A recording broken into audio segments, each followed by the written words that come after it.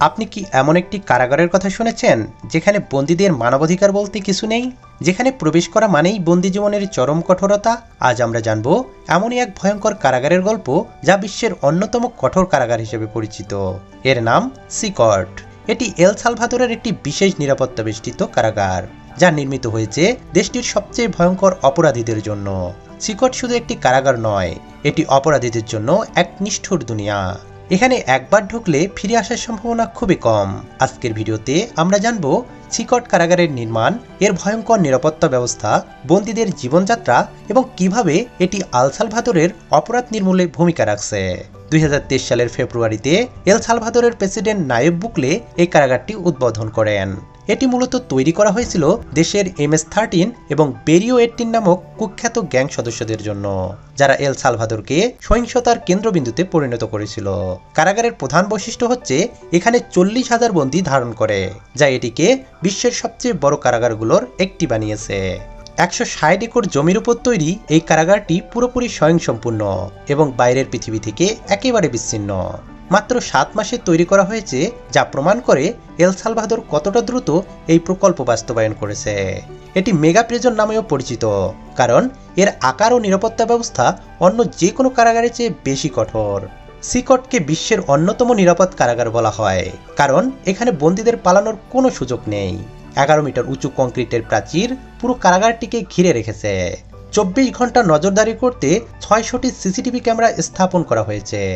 Mobile network jammer ব্যবহার করা হয়েছে, যাতে বন্দীরা বাইরের দুনিয়ার সাথে যোগাযোগ না করতে পারে। এখানে 600 সৈন্য ও 250 পুলিশ অফিসার সবসময় পাহারা দেয়। কারাগারের প্রবেশদ্বারে ফেস রিকগনিশন প্রযুক্তি ও বায়োমেট্রিক স্ক্যানার রয়েছে। বন্দীদের আঙ্গুলের ছাপ ও চোখের মনির স্ক্যান নেওয়া হয়, যেন তাদের ট্র্যাক করা সহজ হয়। প্রতিটি সেলে উচ্চ ক্ষমতা সম্পন্ন ইস্পাতের দরজা আছে, যা বাইরে থেকে শুধুমাত্র ইলেকট্রনিক সিস্টেম দ্বারা খোলা যায়। সেলের দেয়ালগুলো সাউন্ড প্রুফ, যাতে বন্দীরা একে অপরের সাথে যোগাযোগ না করতে পারে। বন্দীদের চলাফেরার সময়ও তাদের হ্যান্ডক্যাপ ও চেইনে বাঁধা রাখা হয়। এই কারাগারে বন্দীদের জীবন অত্যন্ত কষ্টকর। এখানে তারা কোনোভাবেই স্বাভাবিক জীবনযাপন করতে পারে না। বন্দীরা সারাদিন এক সারিতে হাঁটতে বাধ্য হয় এবং তাদের মাথা সবসময় নিচের দিকে রাখতে হয়। কেউ যদি নিয়ম ভাঙে, তাহলে তাকে আলাদা করে নির্জন কক্ষে রাখা হয়। কোনো বন্দীর জন্য পৃথক বিছানা নেই, তাদের সবাইকে একসাথে মেঝেতে ঘুমাতে হয়।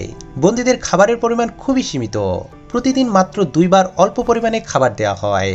তাদের কোনো ব্যক্তিগত জিনিস রাখার অনুমতি নেই, এমনকি বই বা কাগজ কলমও দেওয়া হয় না। কোনো বিনোদনের ব্যবস্থা নেই।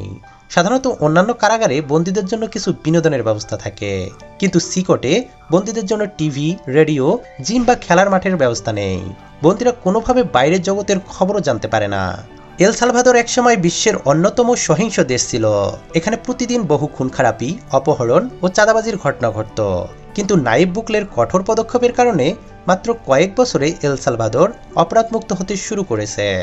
2022 সালের আগে এখানে দিনে গড়ে প্রায় 15 থেকে 20টি খুন হতো, কিন্তু সিকট কারাগার চালু হওয়ার পর অপরাধের হার 50% কমে গেছে।